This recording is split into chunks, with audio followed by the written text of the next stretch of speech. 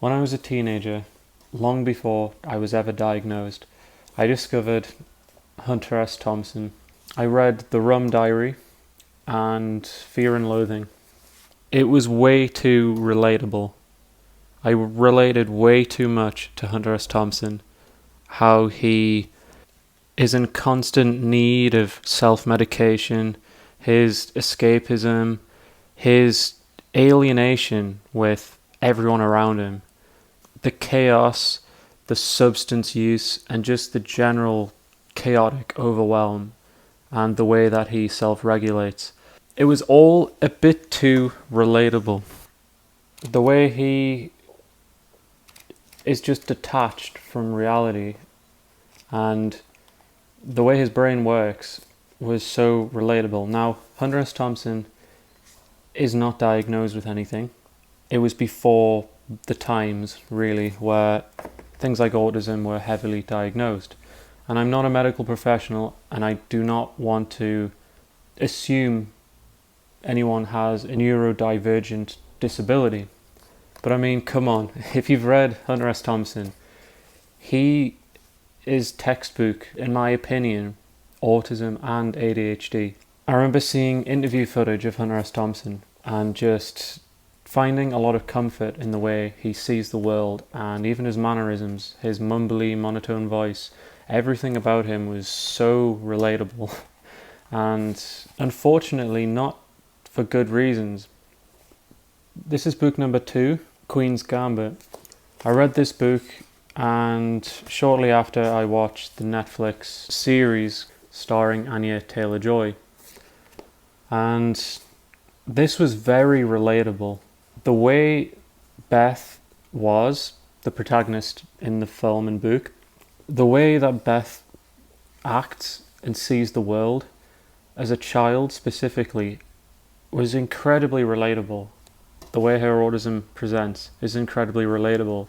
Her substance use, the alcohol, her hyper focus and intense visual imagination, projecting the chess pieces on the wall.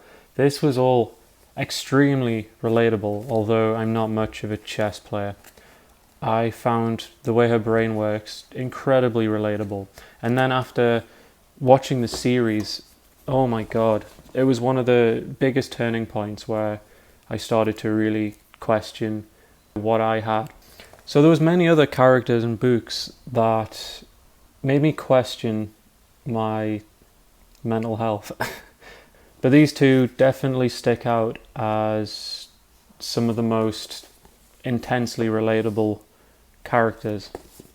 I think it's worth mentioning that there seems to be a lot of protagonists in films, TV series and books that seem to have like autistic traits.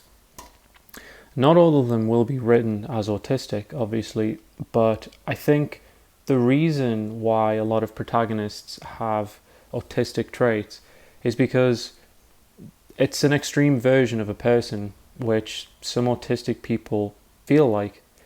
Extreme, spiky skill sets. It's just interesting to watch people who are intense. As well as this, there's probably a high amount of people in creative spaces, such as writers, who probably are neurodiverse. A lot of those people probably are. So that's why a lot of characters are so relatable, I think, for many of us neurodiverse people. It is because a lot of the time, the people who are writing these books about these characters are neurodiverse. But again, this is just my opinion. This is just what I suspect. Please share your books, movies, characters, just people who you relate to.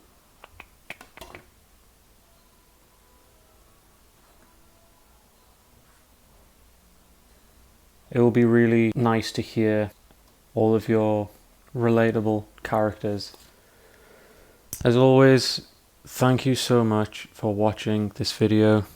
I'm really happy to be making these. It feels like I really have a purpose, and I really enjoy the few messages I've received. It's really nice to to hear that, there's people out there who benefit from this content.